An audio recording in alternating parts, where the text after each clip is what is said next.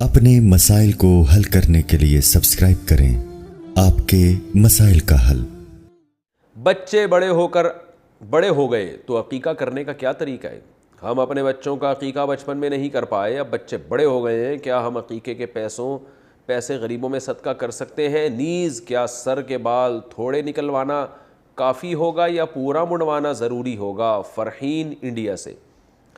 بچہ بڑا ہو جائے تو بھی عقیقہ کر سکتے ہیں، لیکن عقیقے کے پیسے اگر صدقہ کریں گے تو عقیقے کی سنت نہیں ہوگی اس سے، تو آپ کو عقیقہ میں جانور ہی کاٹنا پڑے گا تو عقیقہ ہوتا ہے۔ البتہ یہ لازم نہیں ہے، حنفیہ کے نزدیک مستحب ہے، افضل عمل ہے، واجب نہیں ہے، تو بہتر ہے کر لیں، نہیں بھی کریں تو بھی کوئی حرج نہیں ہے، اور اگر کر لیا ہے تو سارا گوشت خود کھا لیں یا آدھا غریبوں کو دے دیں یا ایک تہائی غریبوں کو دے دیں، وہ بھی ٹھیک ہے، ہر طرح سے ٹھیک ہے۔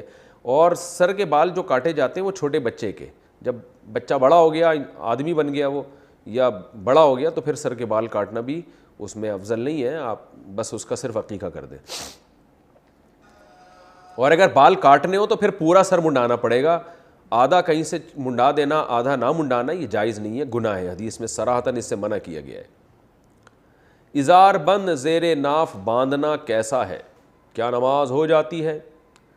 خواتین کو ازار بند ناف کے نیچے باندھنا چاہیے یا اوپر؟ نیز اگر نیچے باندھا ہو تو کیا نماز ہو جائے گی؟ مسکان شیخ انڈیا سے۔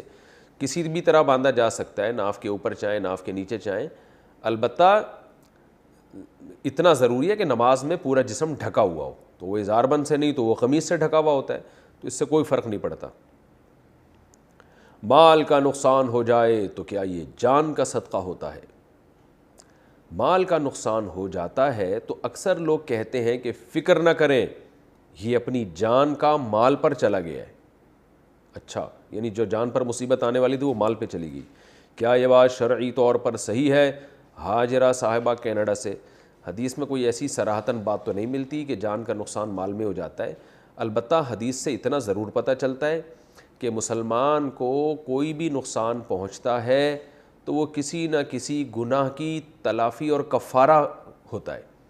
آپ صلی اللہ علیہ وسلم نے ارشاد فرمایا، عجبا لامر المؤمن ان امرہ کلہ لہ خیر ان اصابتہ سراء شکر فکان خیر اللہ وان اصابتہ ضراء صبر فکان خیر اللہ ولیس ذلک الا للمؤمن۔ آپ صلی اللہ علیہ وسلم نے فرمایا مسلمان کا معاملہ بھی بڑا عجیب ہے، کوئی خوشی پہنچتی ہے شکر ادا کرتا ہے، یہ شکر اس کے لیے بہتر ہے۔ بہتر کا مطلب کیا ہے؟ بلاؤں کے دور کرنے کا ذریعہ بنتا ہے اور آخرت میں ترقی کا ذریعہ بنتا ہے۔ وَإِنْ أَصَابَتْهُ ضَرَّاءُ صَبَرَ فَكَانَ خَيْرَ اللَّهِ، مصیبت پہنچتی ہے صبر کرتا ہے، یہ صبر اس کے لیے خیر بن جاتا ہے۔ کیا مطلب؟ خیر سے دنیاوی اور اخروی دونوں خیر مراد ہیں۔ اس صبر سے اللہ اس کو بڑی مصیبتوں سے نجات دے دیتے ہیں، اس صبر سے آخرت میں اس کے درجات بلند ہوتے ہیں۔ تو اور فرمائیں یہ آپشن اللہ نے صرف مومن کے لیے رکھا ہے جو آخرت پر ایمان رکھتا ہے، کہ اس کے لیے مصیبت اور نعمت دونوں میں اللہ نے خیر رکھی ہے۔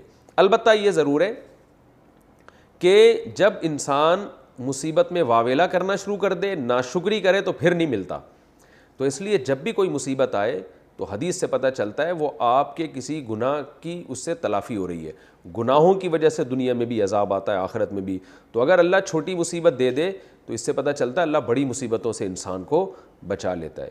تو اس حد تک یہ بات فی نفسی ہی درست ہے کہ اگر آپ کا مال کا نقصان ہوا ہے تو اس بات کا امکان بہرحال موجود ہے کہ شاید اللہ نے آپ کو جانی نقصان سے بچا لیا ہو، چھوٹی سزا دے کے بڑی سزا سے بچا لی ہو، اس بات کا امکان بہرحال موجود ہوتا ہے۔